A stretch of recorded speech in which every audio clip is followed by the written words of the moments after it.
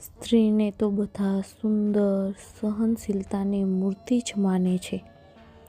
આજે પુરુષની સુંદરતાના વખાણ કરીએ.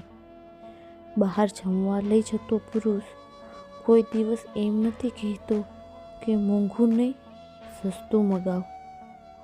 કપડાં પણ તમે જે ગમે તે લઈ લે. સાંજે પત્નીની તમામ તકલીફો સાંભળે છે. સ્ત્રી કદાચ હાથ ઊંચા કરી દે કે મારી પાસે પૈસા નથી, પણ પુરુષ એ જાણવા બી ન દે કે ક્યાંથી પૈસા લાવ્યા છે. પ્રેમ, સન્માન, કેર એને પણ ખૂબ ગમે છે. તમારાથી ન મળે તો જતું કરી દે છે.